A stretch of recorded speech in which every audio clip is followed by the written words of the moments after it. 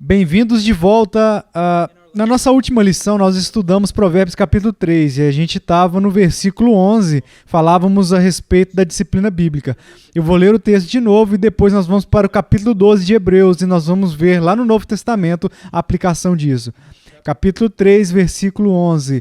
Filho meu, não rejeites a disciplina do Senhor, nem te enfades da sua repreensão, porque o Senhor repreende a quem ama, assim como o pai ao filho a quem quer o bem. Ok, agora nós vamos lá para Hebreus, livro de Hebreus, no Novo Testamento. E vejamos aqui o capítulo 12, versículo 4. Ora, na vossa luta contra o pecado ainda não tendes resistido até ao sangue, e estáis esquecidos da exortação que como a filhos discorre convosco. Filho meu, não menosprezes a correção que vem do Senhor, nem desmaies quando por ele és reprovado. Porque o Senhor corrige a quem ama e açoita a todo filho a quem recebe. É para a disciplina que perseverais, Deus vos trata como filhos. Pois que filho há que o pai não corrige? Mas se estáis sem correção, de que todos se têm tornado participantes, logo sois bastardos e não filhos. Além disso, tínhamos os nossos pais segundo a carne que nos corrigiam e os respeitávamos. Não havemos de estar em muito maior submissão ao Pai espiritual, então viveremos? Pois eles nos corrigiam por pouco tempo, segundo melhor lhes parecia. Deus, porém, nos disciplina para aproveitamento, a fim de sermos participantes da sua santidade. Toda disciplina com efeito no momento não parece ser motivo de alegria, mas de tristeza. Ao depois... entretanto, produz fruto pacífico aos que têm sido por ela exercitados fruto de justiça. Por isso, restabelecei as mãos descaídas e os joelhos trôpegos, e fazei caminhos retos para os pés, para que não se extravie o que é manco, antes seja curado. Vamos ao Senhor em oração. Pai, eu agradeço ao Senhor por este dia, eu agradeço pelo privilégio e a oportunidade de ensinar a esses jovens a verdade fundamental do cristianismo. Pai, eu oro para que o Senhor abra os olhos deles e os ouvidos e conceda a eles entendimento em relação ao texto. Que esta nossa salvação não seja sobre a nossa melhor vida aqui agora, mas sobre a vida eterna, um peso extra de glória, sobre a conformidade com o seu Filho. E que estejamos dispostos a passar por qualquer coisa necessária, cada um de nós de acordo com o seu plano, para que possamos ser conformados com sua imagem. Senhor, por favor, conceda-nos entendimento nessas passagens, em nome de Jesus. Amém. Bem, vamos começar. No versículo 4, ele diz, ora, na vossa luta contra o pecado ainda não tendes resistido até ao sangue. Agora, no livro de Hebreus, entendemos que os crentes aqui foram e estão sendo perseguidos e eles estão ficando assim, estão cansados disso. Podemos ver que muitos deles ali provavelmente foram expulsos dos templos, foram expulsos das sinagogas. Parece que assim alguns deles também perderam a propriedade, talvez a terra, as casas, os empregos. Eles sofreram muito em relação a fé deles. E agora, o que vocês precisam ver é que, embora os homens maus estejam fazendo isso, há outro sentido em que a soberania de Deus está trabalhando em todas essas coisas juntas para o bem do seu povo. Deus está usando isso sim. E podemos até dizer, às vezes, orquestrando isso com o propósito de que o seu povo possa ser transformado, para que eles possam crescer a imagem de Cristo. Agora eu sei que eu continuo dizendo isso mais e mais, mas vocês têm que entender que o cristianismo é sobre esta vida. E há muitos benefícios para o cristianismo nesta vida. Mas o maior bem que Deus está operando em nós não é o conforto, ou as facilidades, ou as riquezas, ou a prosperidade, ou a saúde. A melhor coisa que Ele trabalha em nós é nos conformar com o Filho dele, que sejamos transformados na semelhança e que Deus está disposto a tirar todos os obstáculos, Ele está disposto a fazer o que for necessário. Agora, aqui no versículo 4 ele diz, ora, na vossa luta contra o pecado ainda não tendes resistido até o sangue. Agora, quando eu leio isso, eu fico assim um pouco espantado. Eu quero dizer, quando penso nas coisas insignificantes que eu sofri, as provações insignificantes pelas quais eu passei nos meus 30 e poucos anos como cristão, e às vezes, olha, nós temos uma tendência aqui no Oeste de olharmos para coisas insignificantes e reclamarmos delas. Mas Deus está olhando aqui para essas pessoas que perderam casas, terras, reputação e tudo mais, e Ele diz, olha, vocês não resistiram ao ponto do martírio. Quero dizer, eu preciso que vocês entendam aqui, jovens, aqui na Hot Cry, nós lidamos com pessoas assim, constantemente, que elas já foram perseguidas em outros países, que foram presos, alguns desapareceram, sofreram agressão física, foram separados dos filhos, tantas coisas diferentes. Então, quando você e eu reclamamos que as provações são muito difíceis, talvez precisemos ouvir isso tudo aqui, ó, a resistir ao ponto de derramar sangue, lutar contra o pecado. Também vemos algo muito importante aqui, devemos lutar contra o pecado. E devemos nos regozijar em tudo que Deus achar adequado usar para nos tornar menos dados ao pecado, menos assim controlados pelo pecado, para nos tornar mais santos. Agora, vamos continuar. Ele diz, e estáis esquecidos da exortação que como filhos discorre convosco. Como nós estamos vendo em Provérbios, vocês se esqueceram que as provas, os sofrimentos têm um propósito e que é conformar vocês a Cristo. Você entende? Eu sempre digo isso, acho que já disse muitas vezes no estudo, todo mundo tem um plano na batalha até o primeiro tiro ser disparado, todo mundo tem um plano, como eu vou derrotar o meu oponente, até o toque, até o primeiro soco ser dado, aí a confusão já cai para o meio da massa, é sobrevivência para lá e para cá, e é tão difícil para nós como cristãos, quando tudo está indo bem, para ouvirmos um ensinamento sobre a disciplina e os propósitos de Deus na nossa vida e o sofrimento das provações e dizer amém, amém. Mas no momento em que essas provações nos atingirem bem, se não estivermos realmente fundamentados na palavra, haverá uma grande confusão. Agora, vamos em frente. Filho meu, não menosprezes a correção que vem do Senhor. Trate isso como uma coisa, não trate isso como uma coisa pequena, não fique irritado, amargurado em relação a isso. É necessário e esta é a vontade de Deus. Continua. Correção vem do Senhor, nem desmais, por ele és reprovado. Quando Deus, ele não apenas há um julgamento, mas o próprio Deus está te mostrando isso. É o resultado da imaturidade na sua vida. Este é o resultado do pecado que você cometeu. Não desmaie, não desfaleça, não se torne uma pessoa desanimada, desencorajada. Quando ele diz que você está errado, ele está dizendo que você está errado por um motivo, porque ele te ama. Quer que você se torne outra coisa, algo mais assim, como filho dele, como Cristo. Olha, nós vivemos numa sociedade hoje em dia que nós estamos assim colhendo os benefícios de tudo isso, e essa instrução boba de crianças, onde eles nunca serão informados de que estão errados, eles nunca serão corrigidos, eles nunca serão instruídos, eles nunca serão disciplinados. Temos que ser tão pacientes e cuidadosos com os sentimentos de alguém e nunca vamos poder dizer a verdade para ninguém. Isso não funciona no cristianismo, não funciona em lugar nenhum, mas especialmente no que diz respeito ao cristianismo. Você e eu precisamos ser informados de que estamos errados, quando estamos errados, para que possamos parar de errar. E quando Deus te mostrar isso, ou alguém te mostrar através da palavra, não abra a boca, não faça beicinho, não faça um espetáculo, um dia que você vai pegar sua bola e ir embora para casa. Entenda que isso faz parte do aprendizado, isso faz parte da vida cristã, também faz parte da pregação. E se você está numa igreja onde o pregador nunca aponta o pecado, que ele nunca expõe o pecado, você nunca se encontra sendo reprovado ou repreendido ou corrigido no púlpito, você provavelmente não está em um bom lugar.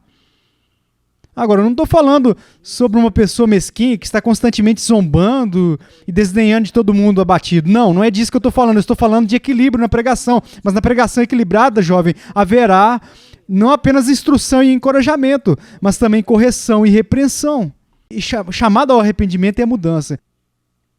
Nem desmais quando por ele és reprovado, porque o Senhor corrige a quem ama e açoita. E olha o que ele diz, açoita todo filho a quem recebe. O flagelo, assim, ele é muito difícil, literalmente significa bater com um chicote. O que isso está nos dizendo? Você pode não gostar disso, mas é verdade. Deus se preocupa com a nossa santidade. Ele faz isso para o nosso bem e ele vai arrancar todas as barreiras. Ele vai ser paciente conosco, ele vai sempre assim nos amar em tudo que ele faz é pro seu povo, é por amor. Mas há momentos em que os cristãos eles podem andar assim tão perto do perigo, podem se colocar em tal perigo ou podem fazer coisas que são tão danosas que Deus ele vai vir com disciplina severa. Disciplina severa. Mas, de novo, não é uma punição por punição. É disciplina em prol da redenção, para nos redimir, para nos mudar, para nos conformar a Cristo, para nos proteger. Para nos proteger de todo o mal e de todo o caminho mal, para a salvação das nossas almas. Mas, por favor, entendam que Deus ele está trabalhando e, às vezes, Ele vai trabalhar de maneiras incríveis para nos mudar. Para mudar. Agora, quero que vocês vejam algo que é muito, muito importante. Uma das maiores demonstrações do amor de Deus é que Ele vai se preocupar com a sua vida e não vai deixar você seguir o seu próprio caminho. Ele conhece o caminho dos justos, Ele está intimamente envolvido no jeito como o justo anda, na liderança, no ensino, na orientação, na correção, na disciplina. Agora, eu quero falar um pouco sobre disciplina, porque eu quero que vocês entendam os dois lados disso. Número 1, quando nós somos disciplinados, pode ser por causa do pecado, pode ser por causa da imaturidade, e nós precisamos. Mas a disciplina nem sempre é por causa de alguma rebelião ou desobediência, ou pecado, em nome do Filho de Deus. A disciplina pode ser simplesmente porque Deus quer nos levar a um outro nível. De fato, alguns dos maiores religiosos que já passaram no planeta foram aqueles que sofreram a maior forma de disciplina. Agora, o que eu quero dizer? Bem, quando eu era um garotinho, eu não nasci com uma boa genética, eu não era tão forte, mas eu queria ser. E a gente criava gado, cherolês e cavalos, e isso ficava lá na parte de trás da nossa propriedade, cerca de 1,5 milha. E assim, tipo que meia milha era dessa forma aqui, ó, e 3/4 de 1 milha dessa outra forma. E muitas dessas estradas para chegar lá tinha cascalho. E eu disse pro meu pai, eu quero ficar mais forte. Ele disse, ok. Então nós chegávamos lá bem na parte de trás da nossa propriedade. A gente já tinha alimentado o gado, especialmente no inverno. E tinha aquelas botas pesadas para trabalhar. Ele colocava nos meus tornozelos também aquelas botas pesadas de trabalho. Eu dizia, ok. Ele entrava no caminhão e ele dizia, você quer continuar? Se você puder, você corre até chegar em casa. Agora, não era porque meu pai estava bravo comigo, não era porque eu tinha feito algo errado. Eu queria ser mais forte e eu precisava ser mais forte. E é assim que você fica mais forte. É através do treinamento, é através da dificuldade. Quero dizer, se você quer ficar mais forte no que diz respeito a levantar peso, malhar, o que você tem que fazer? Você tem que continuar aumentando a resistência. Se você quiser assim, se tornar um grande corredor, o que você tem que fazer? Você tem que aumentar as distâncias, aumentar a dificuldade do terreno. Isso funciona em tudo. Se você quiser se tornar um bom matemático, o que você faz? Você tem que fazer. Você tem que continuar avançando mais e mais, além dos aspectos mais complexos da matemática. E não é fácil. Você entende? A vitória em qualquer área da vida não é para preguiçosos, não é para pessoas apáticas, não é para pessoa indisciplinada, que só quer tudo de mãos beijadas, mas especialmente na vida cristã. Agora, deixa eu compartilhar algo com vocês, jovens. A oração mais perigosa que vocês podem fazer, orar é a mais perigosa, ok? A coisa que você pode dizer a Deus é, o quê? Senhor, me faça como Jesus.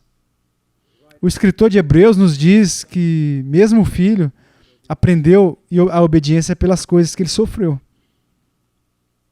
Você quer ser piedoso? Você quer ser parecido com Cristo? Você quer ser um instrumento que Deus pode usar? Bem, vamos apertar o cinto. Porque há muito treinamento envolvido. E há provações envolvidas. E há disciplinas envolvidas. Sim. É tipo um jovem que ele quer ganhar uma medalha olímpica de ouro na ginástica, por exemplo. No momento que ele toma a decisão, ele tem 6 anos de idade, toda a vida dele muda. E ele passa por muito trabalho, muito sofrimento, muita dor, simplesmente pressionando. E os treinadores são implacáveis, praticamente impiedosos. Bem, o que você quer? E você tem que fazer uma escolha. Você quer uma vida fácil? Ok. Você quer uma vida sem muitas dificuldades? É a sua decisão. Você quer ser como Cristo e quer ser usado por Ele? Bem, há uma longa estrada. E não é apenas uma longa estrada, é uma estrada difícil, é a estrada mais difícil. Mas vale a pena. No final vale a pena. E, é um peso extra de glória.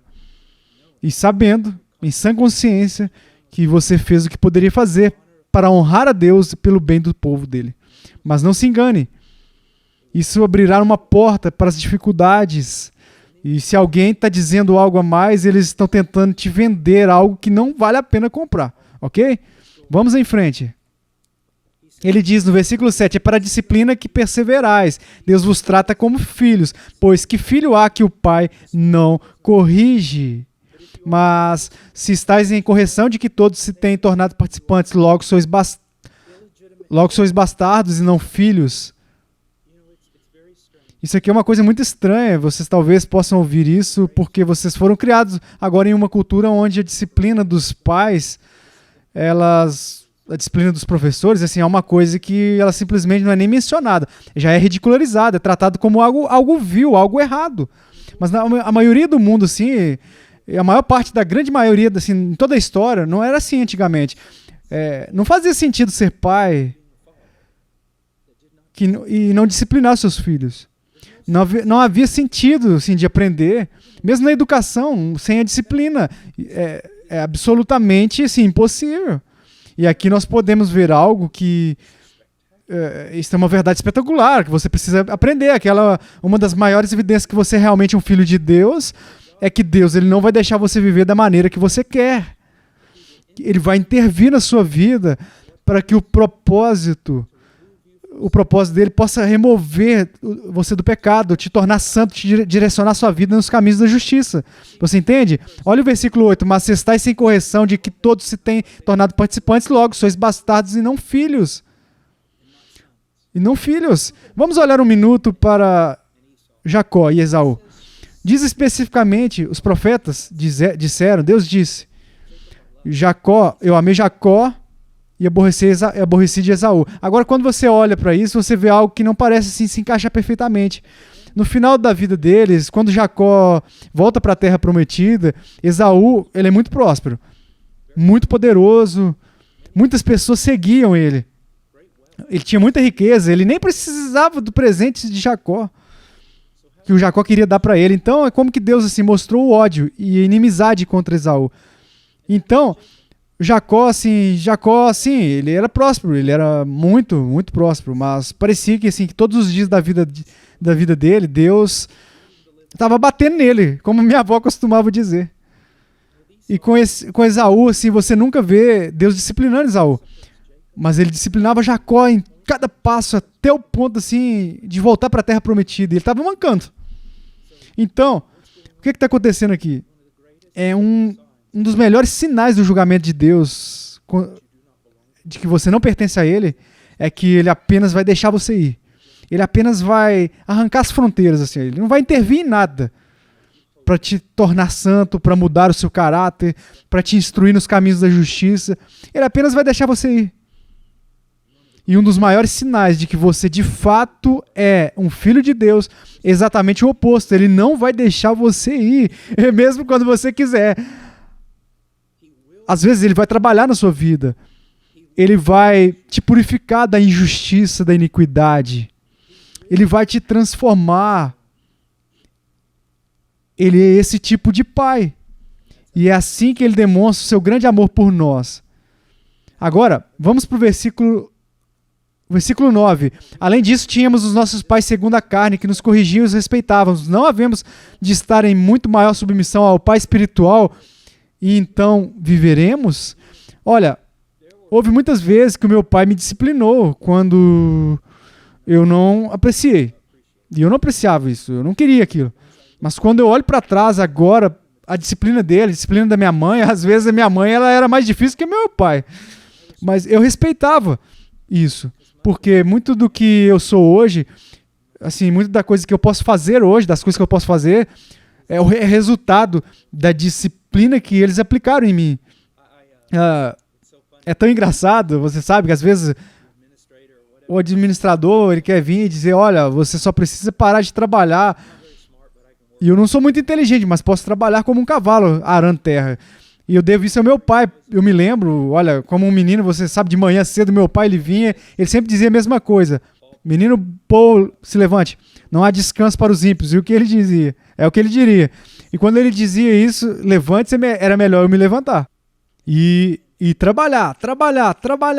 E se eu não quisesse trabalhar, eu tinha que ficar sem trabalho, mas também não brincava. Mas o quanto isso me impactou e mudou a minha vida, minha mãe em relação ao meu caráter, e tudo assim que eles investiram em mim.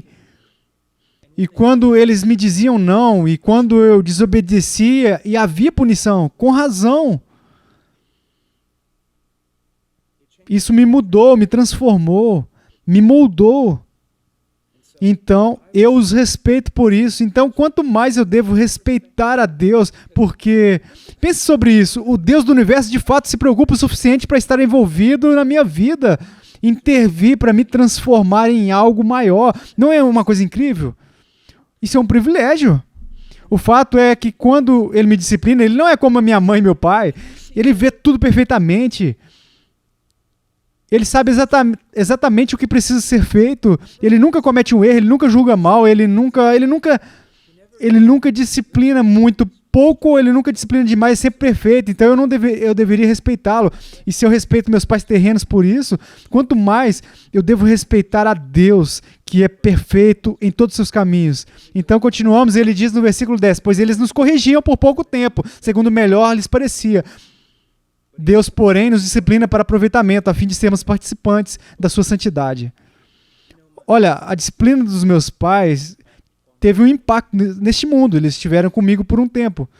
E isso tem um impacto sobre este mundo. Deus estará assim comigo para sempre, me disciplinando. Ele estará praticando isso. Agora, na minha vida, terá um impacto sobre a eternidade. Após a eternidade.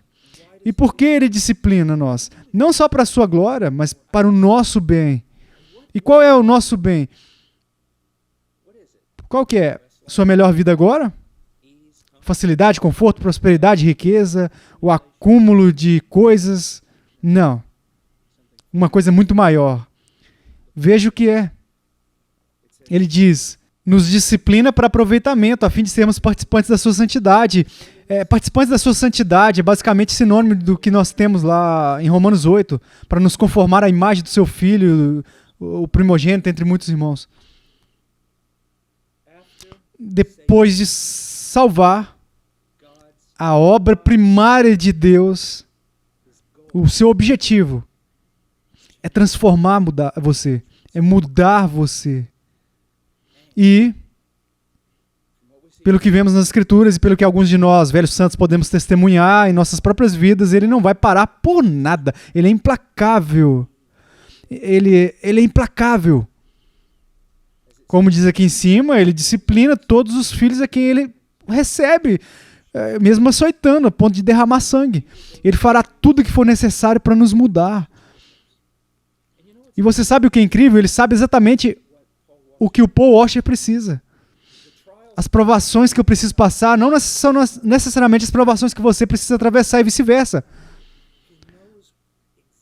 Ele sabe exatamente o que cada um de nós precisa individualmente para que nós possamos ser conformados com a imagem do seu Filho, que é um pensamento reconfortante, não é?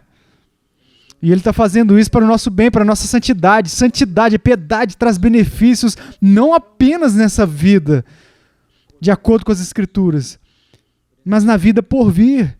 Agora, versículo 11.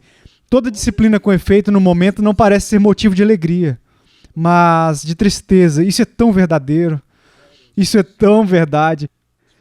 E eu tenho que trabalhar assim muito na França, e o que de fato é engraçado é que quando eu era um garotinho, eu tive que estudar francês no primário, e eu era um garoto assim de fato rebelde, por isso eu não passei muito tempo aprendendo francês, passei a maior parte do tempo no corredor.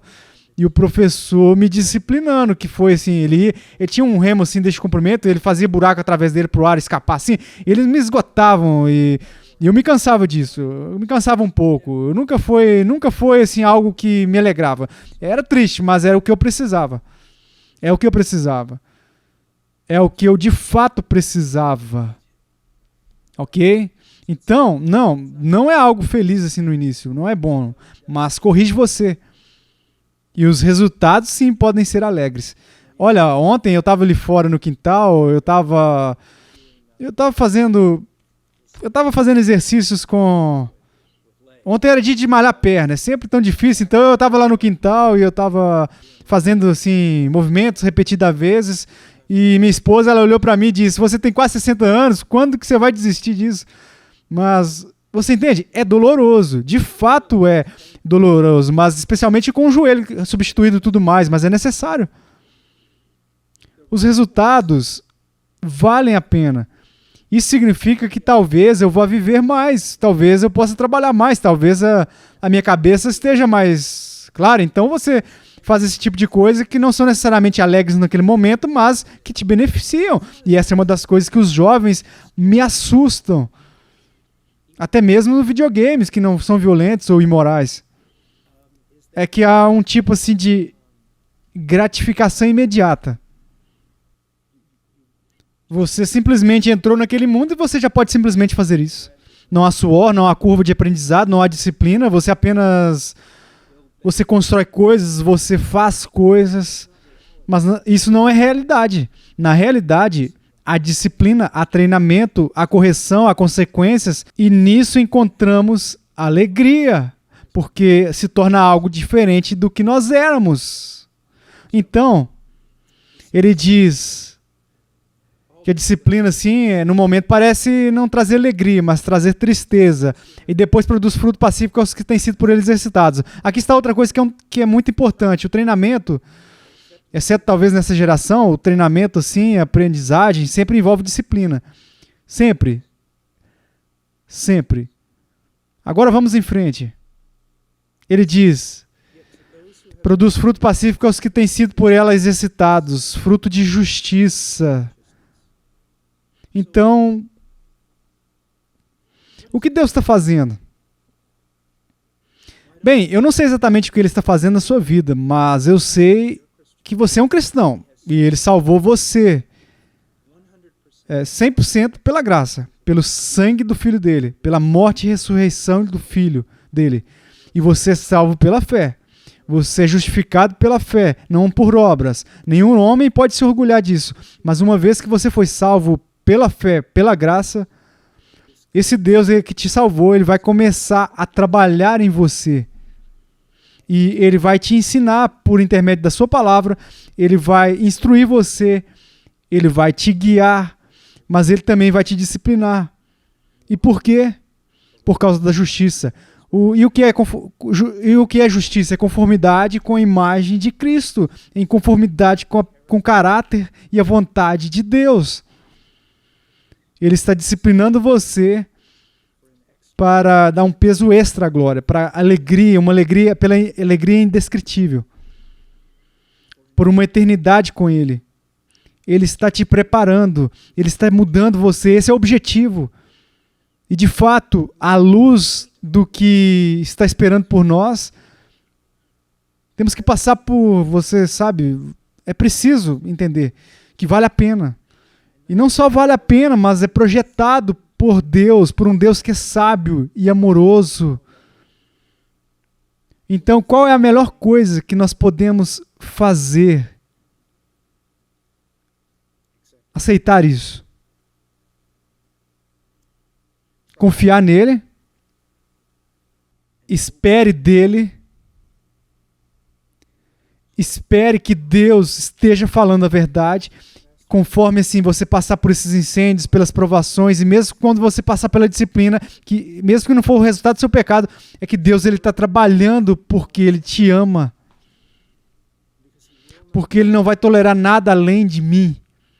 E você sendo conformados com a imagem do Filho dele, Ele faz de novo porque nos ama, e Ele o faz para a nossa alegria, e alegria agora. Como devemos responder? Versículo 12. Por isso restabelecei as mãos descaídas e os joelhos trôpegos, e fazei caminhos retos para os pés, para que não se extravie o que é manco, antes seja curado. No meio das provações, no meio do fogo, no meio da disciplina, o que nós devemos fazer? Apenas continue seguindo em frente. Seguindo em frente. Continue esperando, continue acreditando. Você sabe, quando você está na corrida, você vai à frente, pé a pé, você vai mantendo, você vai respirando. Por quê? Porque a linha está chegando, está à frente, a linha está chegando, a linha de chegada está à frente. Abra-se para ele e se abra até para as correções dele, porque ele está pegando essas áreas fracas da sua vida e ele as está transformando em forças. Ele está pegando essas áreas que não são tão gloriosas, que não são tão bonitas, e ele está embelezando elas, está tornando elas instrumentos de meios de glória para ele e para o bem de vocês. Tenho caminhado com ele há tantos anos, eu falei com ele tantas vezes, eu nunca achei que ele estivesse errado. Nenhuma de todas as suas boas palavras já caiu no chão sem ser assim completadas. Ele é bom, ele é justo, ele é santo, ele está certo, ele está amando. E se você é um crente, você está nas mãos dele. Ceda a ele. Ceda a ele. E mesmo quando você estiver passando pelo fogo, saiba que tem um propósito. E você vai superar isso. Porque pela graça dele, ele te guiará. E no final, você será refinado como ouro. Oh, eu gostaria de poder dizer mais, gostaria de poder dizer de uma maneira melhor, mas que o Senhor te abençoe. Que a sua vida se torne algo espetacular para o céu enxergar.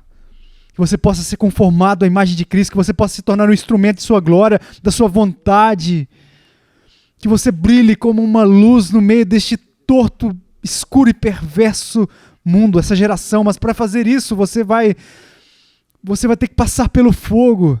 Sim, passar pelo fogo. Bem, Deus te abençoe. E seja fiel. Ele será fiel a vocês. Deus abençoe.